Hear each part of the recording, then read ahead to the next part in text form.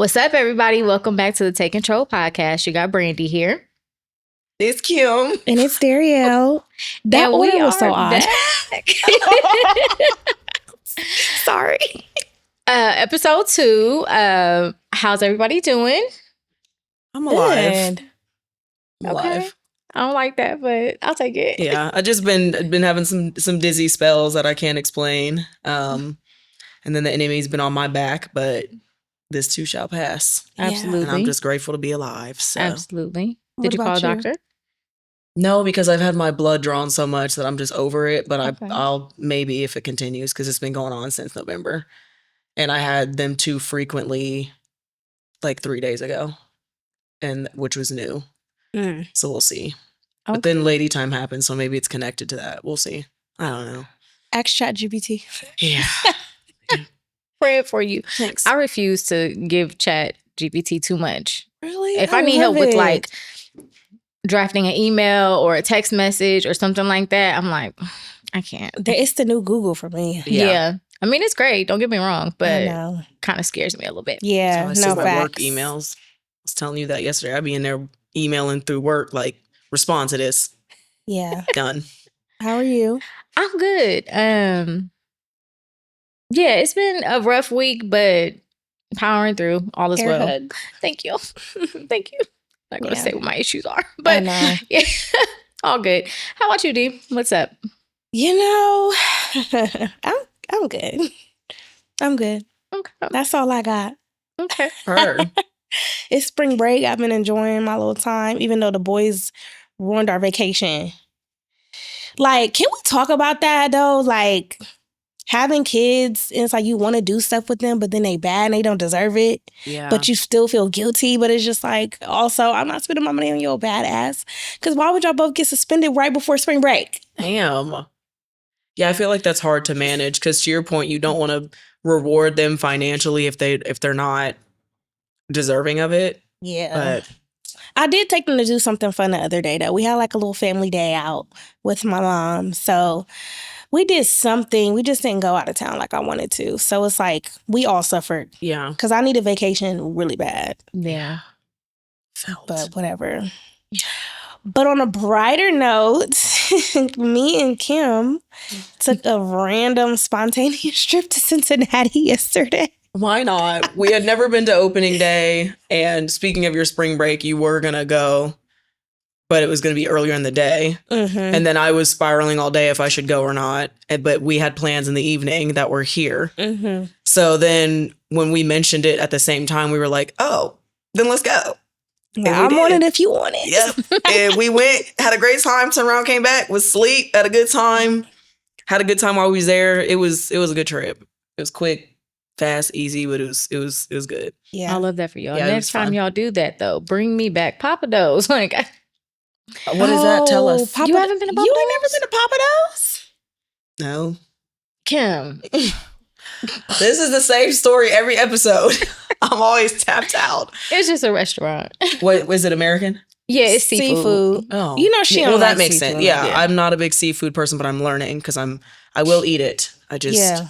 I'm Papa Do's learning. is amazing. Yeah. Okay.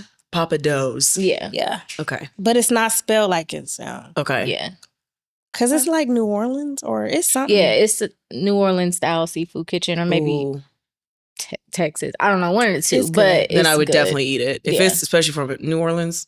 Mm-hmm. Yeah. Mhm. It's pretty good. Well, that sounds like fun. I'm glad y'all had fun. Yeah, it was fun. We needed it. Well worth it. We didn't get our food, but I know. well worth it. I'm glad we thought to bring snacks. Yeah. I just know myself well enough to know, especially talking about the dizzy spells. Like, I don't know how people go all day without eating. I will literally pass out. And I'm chalking that up to like anemia, the way I train. I was chat GBTing it, and it was talking about low blood pressure, which I'm sure my shit fluctuates. Mm-hmm. And then stress and anxiety, which it's weird to me because sometimes it happens at work, but then other times, like I was driving to go see my grandma, I was super excited, and it happened. But so I'm glad we brought food, but I knew to do it in advance. I just swear I have ADHD, like I said last time, so I thought I was gonna forget. Yeah, keep something. That's not good. But yeah, we got our road snacks, and we was good to go. Yeah. That's good. I want to take a moment to shout out our listeners. You guys showed so much love on our comeback episode. They did. I've been watching the YouTube views go up, and I'm like, oh, we got a couple followers on YouTube. Shout out to you guys. Next time I will have names. We really appreciate you guys just welcoming us back to the show and the video aspect. Shout out to What We Talking About. They did shout us out on their show. Thanks, guys. We love you. We love you guys. Thank you. So current events. It's not really a current event, but we do have a question, and it is, why are men so bothered by women that go out or women who are outside? Yeah, what's the problem? I'm crying. I saw this video the other day of this guy, and he may have been a rapper. I don't know. But he was just like, it's no problem if a girl go out, but like, if she like to go out, she ain't my girl. And I'm like, He just what? contradicted himself. It's basically like he not gonna tell her what to do, but it's like, if that's what she like to do, she can't be his woman. And I'm like, what is the problem? And I be feeling some type of way because, well, I don't anymore, but I was working in a club and people consider that being outside, which I get it, but I don't. Yeah. And since I've been single, I've been outside a lot. Right. What is the problem? To me, I guess that they're putting some negative, notion behind it. I don't know. I just whenever I see this topic online, I just be seeing men in the comments like, yeah, I don't like a girl that go out, and I don't like a girl that do this, and then what do y'all be doing outside? I was gonna say they be outside because I was gonna say, for me personally, looking at Columbus, I see the same crowds every Thursday through Sunday out. Literally. I'm not kidding. The exact same people, and they don't miss a weekend for years. When I was working at the club, I would see them every weekend. Every same days. And I'm like, maybe that's but just... do what you do. I just feel like that has nothing to do with the woman and who she is and what she brings to the table. Yeah. I mean, I agree. I agree in terms. I feel like if you want to go outside, go outside. I'm not going to date a man that's always going out. I'm just not. Mm-hmm. And because I don't like to go out anymore, we just probably not going to match on that level. So it's like, you might get me to come out with you maybe once a month, maybe once every other month. Like, I really don't go to clubs. So I don't really see me making it far with a nigga every weekend, you going out. I just, you know what I mean? Yeah. Especially if you want me to come. And it ain't a trust thing or anything like that. It's just like, I don't want to go. So that's just not an area where we going. I think for men, it's a trust thing. I guess people don't like to think their partner is like too accessible, but like, I don't know, I see both sides, but I just feel like I just don't think it's that big of a deal as people are making it seem. Because like, I go out, I have a good time, and I go home. But I feel like as much as I have been out, I'm starting to like dial back a little bit and be intentional about what spaces I'm in, because it's very draining. The energy be weird as hell. Yep. The vibes be off. And I want to go out and I want to have a blast. I don't want to go out and be like, oh, here go this weird shitty. You know what I'm saying? I don't want to be on edge. I don't want to watch my surroundings. But it's like, you have to. People are weird. So. Yeah. I think it's a difference too. Like, there's probably different perspective versus being in a relationship and single. Like, I think I said this on the last episode, but I was like scared to even leave my house because of the relationship that I had been in. And that was my reasoning for a while for not wanting to go out. Cause to your point, I don't want to be I just didn't want to see him. I didn't want to run into him. I didn't want to run into his friends. I wanted my peace. But I noticed like I go out on like occasions, like holidays, or like, to the example, the opening day, like special events and stuff like that. Just because that's where I'm more comfortable, and I go to places that I'm comfortable at. Like, I don't want to go somewhere like Cincinnati felt easy because it felt foreign. Yeah. Like, I'm walking into something where I'm going to feel comfortable because I don't really know the vibes here, and the vibes are going to be up here anyway. Can we talk about how rude the men were, though? Like, everybody down there was just bumping and no excuse me, no nothing. Just like, literally like you didn't exist. And it was more so the men than the women. I expect women to be like that because women in the club be, you know how they be. But the men, like, y'all can't say excuse me. It was a lot. That crowd was a lot. And then the guy at the door who was trying to be funny was like, the bouncer, somebody's on their period. Huh? Yes, bro. We're all standing like they had no type of organization for the line. And we finally make it up to the front of the door after waiting there. And he randomly yells, "Everybody needs to back up. Ain't somebody on their period anyway. Y'all thought we didn't know." Was that like a hint to say you smell? I guess. Okay. He was talking, and then some big woman behind me was like, clearly she's a local. You know I get down, so as soon as I get in there, I'm saying something to you. And I was like, can we just get in here?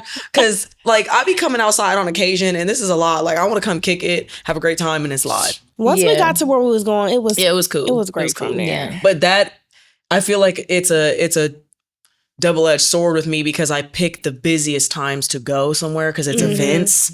So you end up with, like, the weird crowd, the push through crowds, the out of towners. So you're in a vibe that you're not comfortable with, but also comfortable because you're like, oh, I'm here, for this little event or whatever. But yeah, I wonder if I didn't work in the club if I would want to go out. That's what I was thinking because we all have done that. Yeah, I don't know. I just. Everybody know, don't even invite me. Yeah. Okay, so next current event topic, Marvin Sapp. He's been circulating around the internet due to, I believe this was an old message where he advised his ushers. I don't know if I'm assuming he was guest preaching somewhere, but advised the ushers to shut the doors, and they were calling for an offering, and he was asking the congregation to give $20. He wanted to collect $40,000 for this specific church or this event, and he's been receiving a lot of backlash. I was trying to find what I saw, but some of the stuff they were saying, I was like, "Is he okay?" And he did respond. I didn't get an opportunity to listen to his response, but yeah, people were basically saying like, I would have called the police. That's kidnapping. You can't shut the doors. Yeah, they said he was holding them hostage. So they couldn't leave. He didn't say that they couldn't leave. He asked the ushers to shut the door, which I'll get into that here in a second. Okay. But Kim, I'll let you start because this was your topic. So what are your thoughts? Well, so all I heard was when Daryl and I were driving home last night, like the first thing that she saw was something that said like free him or something. It was something. We thought he passed away. Yeah, we were like the way that like the long way live that Marvin Sapp or something. I'm like, what the heck? Yeah, I'm like the way that they said it was given like, did he die? And I was like, don't say that. Like, I'll cry. Don't do that. Yeah. And then when I got home, like once we finally got home, I went deep diving. And I was like, what happened? And the headlines were like, he's holding people hostage because he wants $40,000. And then the website that I went into said that it was from 2024 and that he had them shut the doors, but then wouldn't let them leave unless they paid the $40,000. So yeah, no, I don't think I don't know. I don't know. I chalked it up to being like, oh, okay, we don't ever be hearing about some church drama. I like Marvin Sapp. I just was like, okay. I hope that's not true. So I guess in the bigger scheme of things, what are your thoughts on a situation where a church is asking for a very specific dollar amount from the congregation to collect a certain amount for whatever reason? I guess maybe I should say, what's your perspective on tithes and offerings? I think biblically, because it's in the Bible, that it is necessary. I think it can get abused a lot. I don't think that he's necessarily doing that, but I don't know what the scenario is here. I don't know if God told him that he needs this and it's going to come. I don't know. But I do think it is a part of, first we tithe, first we sow, then we, So I do think it's necessary, but I see it get abused all the time. So it's easy to call this story out and kind of make it either something that it is or isn't. And that's why, to me, it needs more context. Now, I think that's a massive fucking number if you're not sitting in a mega church. Because like my church, we have 3 different services and there's probably 30 to 50 people in there. And if they asked us for $40,000, we probably couldn't collectively do that with them. So, yeah, I don't know. That's my perspective. I think it's definitely necessary, but it gets abused a lot because we live in a fallen world. Got you.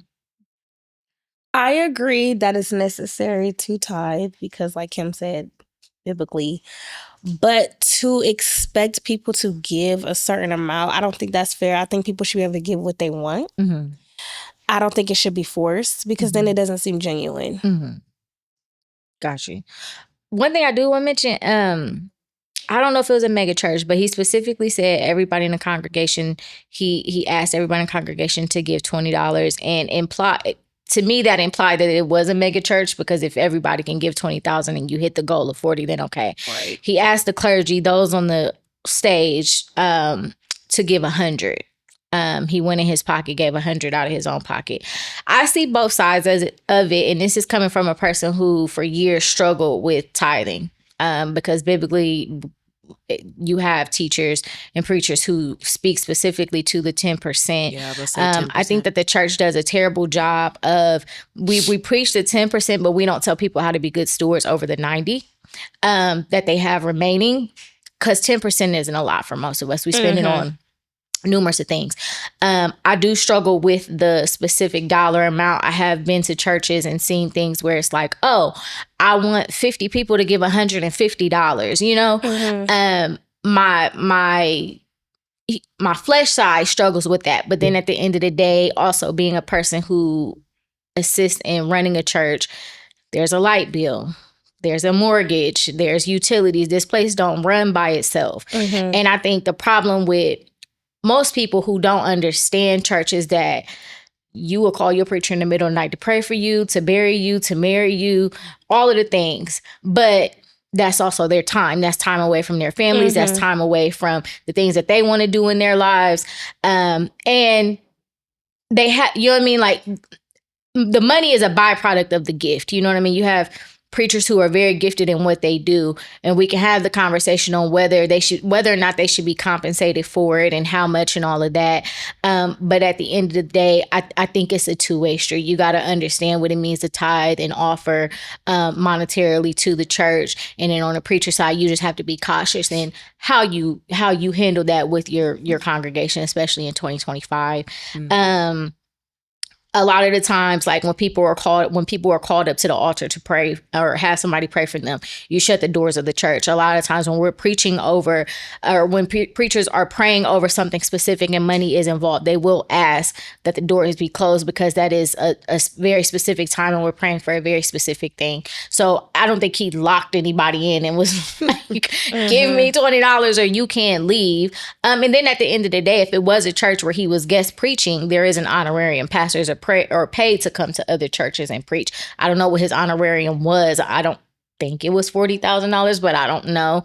And then on top of that, the church still has to, again, keep its doors open. Yeah. So it can go a lot of different ways. You know, I feel like those who want to understand will have a conversation, and those who don't want to understand or don't believe, they'll, you know, have their opinions. So to each his own. So yeah, that was interesting current event there. So we're going to go ahead and get into the show. Today we're going to be talking about why letting go is so hard. People, places, things. And when do we, you know, just allow someone to leave? Whether it be a friendship, whether it be a relationship. I'm going to even say, you know, career opportunities, different things like that. So that's going to be the topic for today. And I think I want to start with abandonment. Like, do we think that being afraid to let go of people comes from abandonment, or what do you think? me checking the notes real quick. I'm going to go ahead and start and say yes. Okay. I myself struggle with abandonment issues. And I was listening to this podcast randomly. I came across it and it really aligned with our topic. It was called Soft Not Saved, I think. No, Saved Not Soft. And she was talking about, you know, just like getting ghosted and just letting people go. And she had said something like, she was talking more about relationship wise, and she was just saying, I don't have a boy problem, I have an abandonment problem. And I related to that so well, because when I've been in situations that really aren't for me or that I shouldn't be in, people always be like, well, what is it about this person? Like, why can't you let them go? And I never have an answer, because at the end of the day, it's not about this person specifically. It's about me and my issues and why I hold on to people so closely, even when they do me wrong. And I'm like this in friendships with my family. So it's, you know, it's not just specific. It's everything. I have a hard time letting go because of my abandonment issues. And that comes from my childhood. Just like, not really having my dad around, and that transition into my relationships and just in life in general, where it's just like, once I have something, I hold it so close and I don't want to let it go because then I'm going to be sad and spiraling. Yeah. Mm. So I think abandonment is a huge, huge one. Mm-hmm. Yeah. Me looking at just some of our key points, mine is definitely the unfinished business or history and nostalgia. God in therapy taught me to get closure where it didn't have to come from that person. Like I've spoken a little bit about me and my mom's relationship, but I was telling Darielle yesterday on the drive down, like there's still a lot of me that struggles because I don't think that I'll ever get my closure with our relationship, but there's a huge piece of me that has peace in that scenario. And when I think about two friendships that I lost like a year apart, it felt like grieving the same person because there was never closure in those things. There's still to this day, and this is like 8 years later, damn near, still in both of those relationships, there was never a conversation where accountability was held on both sides. So the closure never really happened until I gave it to myself. I had to give it to myself years ago in order to be able to move beyond it and not allow it to hinder me and literally keep me up at night. Mm-hmm. And that's kind of falling into like the history and the nostalgia because it's like both of the people that I lost were like my best friends. Mm-hmm. And I never thought that they wouldn't be around no matter what it looked like. So those are my big ones for why it's hard to come to acceptance with those things, but by the grace of God, I did. Mm-hmm. Gotcha. And let me clarify. So there are reasons as to why it's hard to accept when a person leaves. We have fear of abandonment, ego and pride, unfinished business, history and nostalgia, and fear of being alone. So we're kind of delving into which one of those we relate the most to. Mm-hmm. And I think for me, probably the two I most relate to is probably unfinished business and history and nostalgia. Mm-hmm. I oftentimes have felt like in relationship, this could have worked if we would have just did X, or if this would have went differently, then maybe it could have been that. Mm-hmm. And that hinders me a lot when it's time to just move forward and let things go. And then of course with history and nostalgia, like Kim, I've lost a best friend, and I mean 20 plus year friendship. And so it's like I've literally like highs, lows, death, relationship, like birth of children, like experienced so many things with this one person. It's like, well, damn, what does life look like after this? I think those two I probably deal the most with. But then like Kim said, it's just like, Yeah. Reasons and seasons, I guess. So I would say fear of being alone is another one for me, just because I think that just comes from having like a lack of self-love and worth, which I've grown from that now, but just not feeling good enough, or when somebody wants to leave, just be like, well, what did I do wrong? And trying to do everything to be this perfect person or do everything right so you don't have a reason to leave me. And then when people will leave, I'll be like, well, what did I do? But I realized like a lot of that is because of their own personal issues and not about me. Yep. And so once I changed my perspective from that, I feel like that helped me grow. And I feel like true healing for me happened when I stopped blaming other people for their choices and started taking accountability for the people that I let in my life. And just paying attention to those red flags, or, not being afraid to speak up about how I feel, and just knowing, okay, well, they might not know better, so I can't even be mad at them. Yeah. They either don't want to do better or they just don't know better. Right. So it's like I have to take responsibility and I have to choose to remove myself if this is not, aligning. Agreed. Yeah, you learn that 90% of things that happen to you is projection from somebody else. And when you learn to accept that, and it's hard to accept that, especially based on scenario, it's hard to accept that with my mom a lot. Because it's my mom, but it kind of gives you a peace and puts you at peace, but it sucks because sometimes it's a temporary peace. Like you can be like, oh, okay, yeah, like I feel that's not from me. Like you're projecting on me, but then you can go in waves where you're like, okay, I know that you just projected on me, but it still makes me feel like I did something wrong. Like I'm not good enough. my worth, where's my worthiness, where's my wholeness, because I know I didn't do anything wrong, but I'm being made to feel that way. So I definitely relate to that part too. Yeah. I've never really thought about being alone until recently. Yeah. And I think that's just an age thing. Like the idea was like, oh, okay, you might possibility of you not having children or not being partners. Like, oh, okay, now I'm like, do you want to be? I really want to be here. At Like, I'm 70 cool with by being yourself. alone, but every day? I'm Like, what?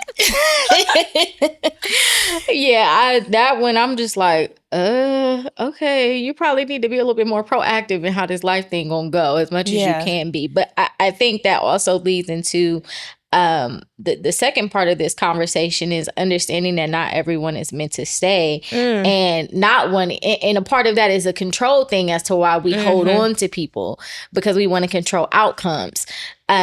So for you guys, the understanding that, not everyone can stay, do you relate more to seasons versus lifetime, personal growth and evolution, people leave for their own reasons, or letting go of control? So do you hold, in addition to what you feel like maybe abandonment issues, do you feel like it's a control thing? Absolutely. And also, I used to love people based on their potential and just be like, okay, I've been where you are.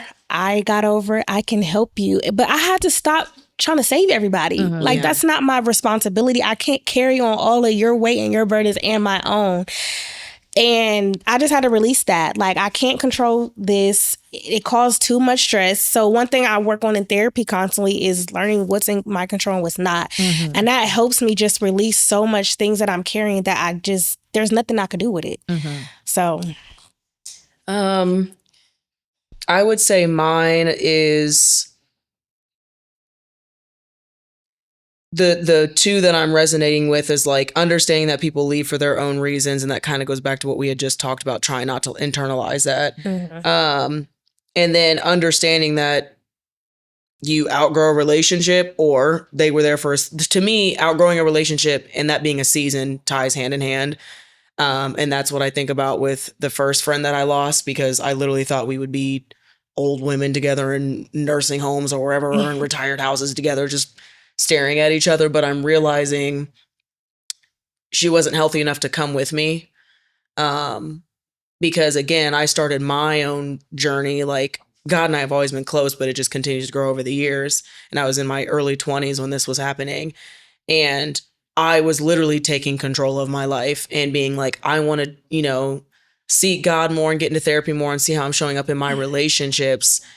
And to me, looking at a friend, they didn't have to follow that exact same path for me to be like, oh, they're growing. But I didn't see a change in her. She was very much the victim mentality where everybody else is coming for her and she needs to be taken care of, instead of, hey, what do you guys need? And of course, it wasn't always like that, or we wouldn't have had the friendship we had. But 9 times out of 10, it was always she needed to be catered to. We had a giant friend group, so it was draining that one person still always needed the catering. It wasn't like an equalized, like, hey, Kim is feeling low today, Dee's feeling low today, Brandy's feeling low today. It was always, Kim's always low. Kim's always low. We gotta cater. And then you give them grace, because it's like, if we've known each other since we were kids, you're just going through the motions. You see their family dynamic and everything like that. So you're trying to give them grace of where they at. But you get to this point where you're like, we're on our way to this big ass age. And I'm not seeing much of a difference from the time we was kids to now. And I don't think that means, like, to me, with any relationship that I don't have anymore, other than my abusive ex, there's no reason I can't be cordial with you. Do I have to kiki with you and haha and hang out? No. But if I see you in public, I'm not about to be like, no, it's just going to be like, oh, hey, hope you're well. And it's going to be that simple. And I think even with some of the relationships that have exited my life, I don't get that same respect back. I get this, like, again, the victim mentality of you did me wrong. And I'm like, oh, because I decided to not keep people around that weren't healthy for me. Yeah. Got it. For me, I'm kind of struggling as I'm looking through all of these, because I know them to be true, but at the same time, I feel like it can be used to not take accountability for getting yourself together. Like, you could be you know, losing a friend, and I'd be like, oh, you know, they were only meant to be in your life for a season, when really the scenario is, no, you messed up and you need to fix that. I am of the belief that whether it's a friendship, whether it's a relationship, it will be in play as long as it's going to be in play and be healthy if you're willing to do the work. Now, that's the hard part, because you may have one person who's willing to and the other person isn't willing to. And I believe that where my control issues show up is because I hate to be misunderstood. Right. Yes. If I feel like I'm misunderstood, then I feel like I over-explain. And that's a new revelation that I've come to just in conversation with certain things. And I'm like, well, this, and this happened. And then I'll get done. And I'm like, why did you go through all of that? And it comes from me hating to be misunderstood. Because at the end of the day, my intent is to treat everyone well, you know what I mean? And then along that, we mess up and all those things. But I really, really hate to be misunderstood. And I do too. and that's where my control issue shows up, because it's like, well, maybe if I just explain, and they'll get it and they'll see that the intent wasn't, you know, it wasn't meant to be that way. Instead of just being like, you know, however you took it is how you took it. That's not how I meant it. I apologize. But then even with that, because the way my tone is, people will be like, I don't accept your apology. Like, okay, like, what do you want me to do? So I'm kind of struggling through these, although I know that they are real, because, you know, in my own personal growth and development, there were just some relationships, they just couldn't come with me. And it's unfortunate, but I wouldn't at this point have it any other way. Because I do believe that in order to be your best self, you have to have people around you who are also attempting to be at their best self. No, facts. And somebody that's reciprocating energy, because it's like, if you're the only one that's trying, like, and the other person isn't, what are we doing this for? And I got tired of trying to fix things, and the other person just want to keep doing the same patterns. Like, you know what? Do that over there. I'm cool. I don't have to. I'm not doing that shit no more, because I worked too hard to get out of a space where I just always felt like everybody else is the problem, and I'm really doing the work and you're not. Like, even when people would come and want to apologize and explain themselves, okay, cool, I heard you, but I ain't got nothing for you. You can accept that apology and take it for what it is. And to both of your points, it can be that, and that's okay. It doesn't have to be much more than that. It can just be that simple, accountability, and move on. And it doesn't have to be identical in how people show up. You know what I mean? Like, as long as you're trying, we good. But I was having a conversation with my sister, and I was also having this conversation with a friend about the friend who does not show up to things. And my sister's of the belief, like, people show up for who they want to show up for. So if you didn't come to this, I ain't messing with you. And I was telling her about it, and I'm like, I hear that. I'm like, I received that. And I'm like, but at the same time, I'm like, if I wanted to pick and choose things that I could be mad at my friends for and fall out with them about, I wouldn't have no friends. You know what I mean? So sometimes it's like, you just got to charge it to the head and not the heart. Or just life. You know what I mean? And then there's scenario, you know, like birthdays, I try to do my best. If I don't show up to something, I at least try to acknowledge, and different things like that. There are some things I do think that if you are a friend of someone, you should be present. But then you also got to know your audience. Like I said, y'all not going to call me and be like, hey, we going to Noir for my birthday. I want you there, because y'all know I'm not coming. You know what I mean? But I see a lot of friendships end over things like that, because somebody didn't show up to something or whatever the case may be. And I would just, you know, implore people to just, you know, maybe just take a step back and just grace. You know what I mean? Because throughout this whole thing, we all need grace. No, I agree. Because it's been times where, like, I want to be there, but just mentally or physically, I just can't. And it's not because I don't want to. It's not because I don't care about what you got going on. It's just, I just cannot show up right now. And I'm thankful to have people in my life that understand that and don't take it personal. If you take it personal, you should let me know. But, you know, just people know my character and other type of person I am, and I'm always going to show up for people when I can. So I think that's healthy, though. And I think a lot of the relationships that maybe have left our lives is because they aren't capable of that. Because to both of your points, you have so much stuff going on that sometimes you do just need to take a second back, or sometimes you've taken such a step back that you need to get yourself out there. Like, that was low-key another reason I went yesterday, as I was just confiding in Darielle, and I was like, you know what? Like, I'm tired of sitting in this house for the last 2 weeks dwelling mentally. Well, let's just go do something fun. Like, let's just because I'm an isolator. It's more of a healthy isolation than it used to be, but I'm an isolator when I'm going through things just because I don't want to be a burden. But then I also see how, if it goes too long, how negative that could be. Yeah. And here, I don't know. I think that's why I've been out so much too, because, but this is also a kind of a negative thing. Because just like after my breakup and then things that I was going through as a parent, I isolated so much that I started going out too much. Because I'm like, okay, I don't want to sit in this alone. I don't want to think about it. I don't want to cry about it. I just want to go and be around people. And then I get to drinking. Then I get to acting crazy. And then I get to not remembering what happened. Then I wake up with regrets. And I'm like, hold on, I'm doing a little too much. But I think you have to have a healthy balance of like, you know, taking time to yourself to deal with it, but also being around love and support. Because who wants to sit in the house and be sad all the time? I know. And it's kind of sometimes to what I said earlier. Sometimes like I dead ass just don't want to see people, because if I'm already feeling some type of way, like I just want to be around my close friends or nobody. Like there's no in between for me. It's we going crazy, or I'm you ain't gonna see me for a hot minute. And one of my friends, which you know who you are if you're fucking listening to this, she does not show up to anything and hasn't from the time we were kids. And that's the first thing I thought about when you said that, is like I had to sit down with somebody in our friend group and be like, you got to understand that she is giving us what she can, and it's not a negative. You either accept her for who she is. You can't continue to get upset that she missed our birthdays, that she missed our Friendsgiving, that she missed whatever it is. Because if she's prioritizing something else in that moment, that's okay. It has to be okay. Whether that's she saw a relationship that needed to be catered to more, or she saw herself that needed to be catered to more. You have to understand that it's okay. It's literally okay. But can we talk about accepting people for who they are? Because it's like, you can accept somebody for who they are and how they move, but that don't mean I gotta like it, and I don't mean I gotta deal with it. That's true. Because that's a very good point. There's an extent. Because if it becomes abusive, and I don't mean physical, but I mean like, oh, Darielle, I know we've been friends for 10 years, but I showed up to something once because you yelled at me 6 times and I felt guilty. That's fucked up. And that does need to be addressed. I think it's when you know, first of all, I'm blessed enough to say that I've seen it. Because, you know, I could have met her today and really not know her background. But to be able to have seen her background from the time we were kids and up, it allows me to give her more grace. But that's a very good point. Like if I had met her today, I would have to sit down with her and be like, look, if we're going to take this friendship where it needs to be, I need to understand why this is the behavior, because you mean this much to me and I don't like it. And I'm going to tell you I don't like it because I love you.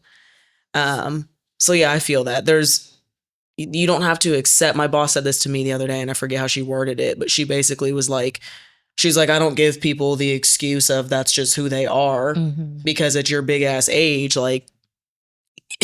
And if you want me in your life, you need to check yourself. Yeah.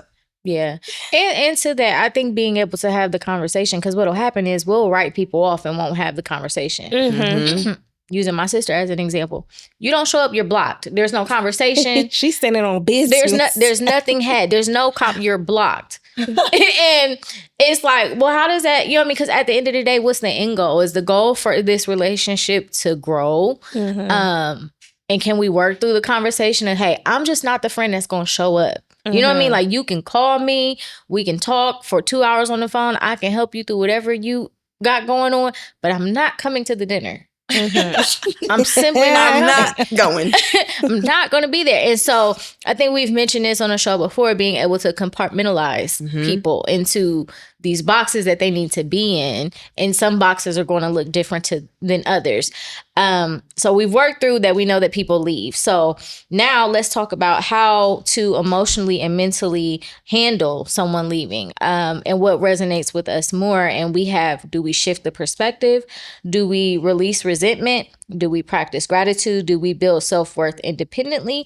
Or do we fill the space with positivity? And it can be all the things or none of the things or one of the things. What do you guys feel more closely called to? I already know mine. And I struggle to this day with accepting people's exit. And I think, again, I was talking to Darielle about this on the way down yesterday, but I think what's always helped me is building my self-worth, kind of what we all talked about, and Dee hit it on the head, like understanding that it's not a reflection of me. And then me filling the space with positivity is what I said a little bit ago, where it's going to be my friends and my family. Like, people are always like, oh, you've never been on like anxiety medication or depression medication, because a bunch of people in my family have. And I'm like, no, because I, not in a selfish way, but I use my friends and family as my medicine. Like, I pick healthy people around me. So when I'm feeling down, I can show up in a room with you guys and not even have to talk about it because you guys just brought me up. You know what I mean? Not like, I have to go in a room and trauma dump on you guys so you guys can bring me up. No, I could walk in a room depressed and I would leave feeling 10 times better because I spent time with my friends. Mm-hmm. So I think that's mine, because again, I still struggle with exits because I do the unhealthy isolation first. That turns into healthy because I check myself, and then I want to be with my friends. So I think that's mine. I think that's just simple. I think it's a little bit of all of them for me. There's not one that I will pick over the other. I think, yeah, it's all of them. But it is hard for me to accept it, just because I'm one of those people. I'm very loyal. We're locked in. This is 4L. You know, switching it. So it's just like, what you mean? Where you going? Like, that's so hard for me to accept. But I have been learning to accept it because I don't have a choice. And honestly, everybody that walk out, they always try to spin the block. And I'm not even just talking about men. I'm just talking about people in general. Yep. So it's just like, it's because you that girl. You know, you didn't appreciate me, so bye. Ain't no problem. I agree with Dee. I think to some degree, all of these are relatable. Probably the one I probably could work on more is practice gratitude, because I don't look at it with a gratitude lens of like, oh, this relationship, you know, thank you for teaching me X, Y, and Z. Get the fuck out of here. Like, get the fuck on. Like, whatever. I mean, it's not to say that I don't learn, you know what I mean, something from it, because I do. But if the offense or whatever the reason was for the fallout was, it's sometimes kind of hard for me to let go of that. Like, because you wrong. No, you know what I mean? Facts. But that's according to me. According to you, you not. And so realizing that everybody is literally in their own little world, in their own little bubbles, and we're characters in everybody else's story, you know? Yeah. I think that's the one I probably could focus on more. And then shifting the perspective is always good for me too. It's just like, you know, it is what it is.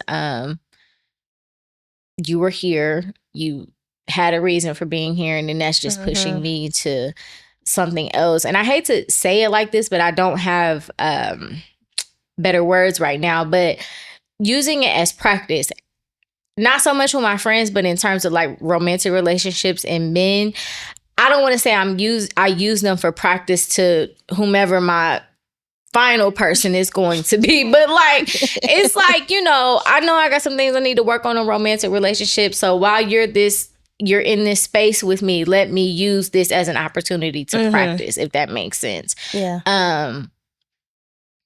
I usually just kind of like dive into family and friends when somebody leaves. It's just like focus on all of the good around you. This one thing isn't the end of the world.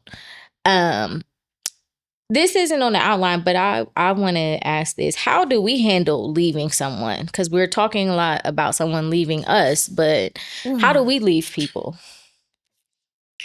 Fuck niggas. Get money. Fuck niggas. Get money. I don't know. I feel like it's situational for me. I feel like the people... I don't know if I want to say it. I have been guilty of ghosting. I'm not gonna lie. I feel like the people that may be better people or might be the right people for me, I tend to ghost those people. And I'm like, because I'm scared of commitment, it's just too serious when you got these strong feelings. But then it's like those people that are like nonchalant and apathetic, I'll just cling on to them. So it's just like, if I do leave, it's temporarily. And I always give them too much grace when they don't deserve it. But for the most part, for me, I have to ghost people. I just can't deal with because I struggle with being vulnerable. Mm-hmm. Because I feel like the times I've been vulnerable, people make me feel like, oh, you're soft or you're too emotional. So it's just like, and some people don't even deserve acknowledgement for shit. So it's just like, well, I'm not going to waste my time and my words on you for what? Yeah. You know what you did. It ain't going to change. So I'm just going to catch my cut. So yeah, bye. I don't have nothing to say. Yeah. I've been guilty of ghosting. I have been. And I really hadn't put much thought into it until recently. This was with a guy. We had went out on a couple dates, and I just stopped responding. This was a couple years ago. And he recently had just reached out and was just like, and he was like, and then you ghosted me, and I had to deal with that on top of, right? Oh, that's so sad. Yeah, and I'm like, that's so sad. It kind of hit me a little bit like, damn, I'm sorry. And I did apologize. I'm like, you know what? I handled that totally wrong in the grand scheme of everything else that you were going through. I apologize for adding on to that. Mm-hmm. That was wrong. You know what I mean? And I realized, like, even if you know things are not going to go anywhere, it is worth having the conversation. So then if that, you know what I mean? To some degree. Do I need to go on an apology tour? No, do not go on an apology. Thank God. I don't got time for that. Don't do that. Just, consider that moving forward. Like, I've told myself, like, if things come to a close with people, at very least, just on a human level, a conversation, and it doesn't have to be long, needs to be had. Because in the grand scheme of things, I don't know what you're going through. You don't know what I'm going through. I don't want something that I did to add just another layer of depression or anxiety or frustration on top of life and what you already going through.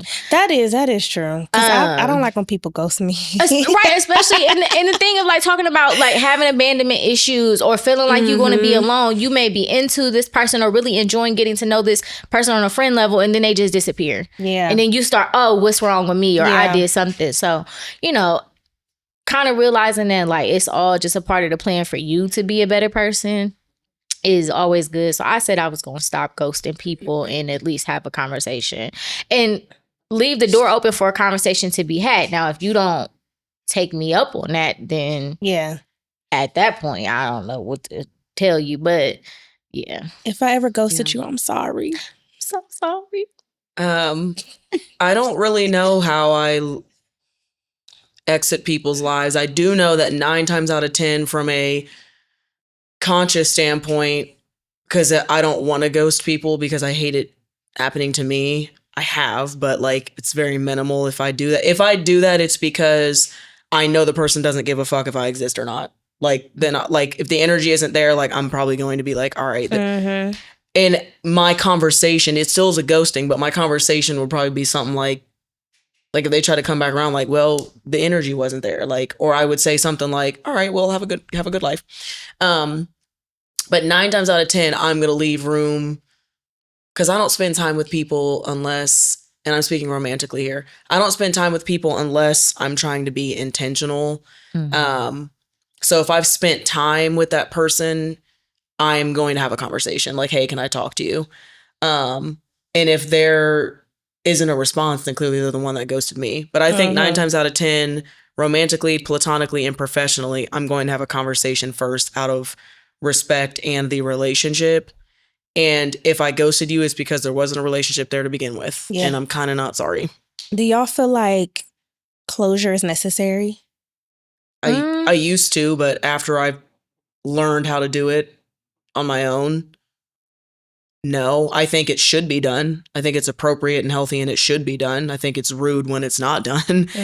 But I guess depending on people's where they are in their life, they may not have the capacity to do that. But yeah, that's my little answer, I guess. I think it's situational. I think it's very situational. There's been relationships that I've left that there was no closure. And then time passed and then there's a conversation resembling closure, and I was even more frustrated than what I think I was prior to. Because again, I'm a person who needs to understand. And then there's times where I think it's not necessary.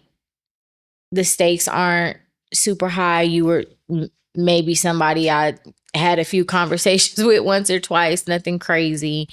And then there's things where it's like, you know, sometimes the closure is you got to be in my story as the villain. You know what I mean? Like, in order for me to be able to, and it's like, I don't hate you, but there is a very specific situation where it's like, the closure conversation wasn't had. And so now I'm left to just take the pieces and make it whatever I want it to be in order for me to be able to move forward. Yeah. And so do what you will with that. But I think it's situational. I agree it's situational. And I was in a situation recently where I felt like the other person felt how you felt. Like I had to be the villain in the story for them to feel better. And I just got to a point where I was like, I'm not explaining myself. I know what it was. You know what it was. But if you need to paint this picture of me for you to feel good, go ahead. You can have that. I'm bow out. Is done. But I feel like closure is definitely necessary sometimes, just because like, I think for me, it depends on the level of care and love I have for the person. Because, you know, speaking of the same situation, like I didn't have closure in that situation and I still felt away, but I was cool until I saw the person. And all of this anger just came out and it got real bad. It was a big argument, big blow up, and we've never been disrespectful to each other. And I said a lot of mean things and they said a lot of mean things. But the next day I'm like, you know what? I'm sorry. I didn't mean that. Like, I really care about you deeply, but like my feelings are hurt. But it's just like, my feelings were just they didn't matter because the other person was so upset and they wanted me to be the bad guy that it was just like, I couldn't even get the closure that I wanted. Yeah. But I'm glad that I at least apologized. And even though they didn't take accountability, you know, the little part that they did say was like, you know, I don't hate you, but blah, blah, blah, blah. But I'm glad I did that because, you know, life is too short. Yeah. And I don't ever want anybody to leave this world, or I leave this world and the last thing I said to you was fuck you, I don't like you, you know, like I don't want that to be the last thing said. Yeah. And then I think accepting, like you said, sometimes I am the villain in the story and that's cool. You know what I mean? Like it. Yeah. If that helps you, you know what I mean? That's fine. It is what it is. I got tired of over explaining myself because it's like it's going in one ear, not the other. Yeah. And if it's not receptive, that's enough for you to just leave it where it's at. Because I hate to be that, but I know that the two people I'm talking about, I know I'm the villain in their story. Yeah. Okay. I've tried to have a conversation with y'all. Y'all don't want to hear it. Okay. Yeah. And to the friendships that still remain from those people, they all tell me like, people know who you are. We know who you are. Like whatever. If you're villains to them, great. Let them have it. Right. And that was hard for me to accept. But again, I had to learn to get that closure on my own. Yeah. It is what it is. If you don't fucking like me, that's cool. Jesus does. So I'm good. I'm all right. So I want us to introduce something to our shows. After we have these conversations, what are the biggest takeaways that we get from the topic? So in this scenario, what is your biggest takeaway about letting go or letting go of someone? I guess mine would be that I need to understand that it's a part of life. And there's going to be more. This is going to happen to me over and over again in my life. I don't know when, where, who, or why. And I need to understand that it's going to hurt. But I was thinking about this today. It's going to hurt. But there's been moments where I had to let people go or was let go of that hurt me to my core, but I got through it. And just remembering that it's temporary and it'll pass. Life goes on. Yeah. Fuck them. Fuck it, we ball. Honestly, like, I think what helps me is just taking the lesson and going on about your day. Yeah. Like, you know, even in the worst situations I've been in, I always think about what this situation taught me, what I can take from this to my next situation. Just go from there and know what the hell I don't want to deal with ever again. Mm-hmm. Amen, sister. Absolutely. I think the biggest takeaway for me is to Kim's point, it's a part of the journey. It's going to happen. I think how you handle it is the opportunity for you to grow as a person and to develop in your skill set with conversations and interacting with people and engaging people. And we have yet to meet all the people who are going to love us. I think that's the beautiful part about it. Like, I'm not a person who really sees beyond right now. Mhm. And so you think we're going to always do this podcast. You know what I mean? Like, Mhm. that's just the thought. But God willing, we're here a lot longer. And all this is just a small piece of a greater picture. So, yeah. Amen. Love that. So, to wrap this up, we would love for you guys, now that you guys can see us and our facial expressions and all of that, we would love for you guys to interact with us, share your stories. Have you let go of someone? Has someone had to let go of you? How you handled it? What's the opportunity for you in the future?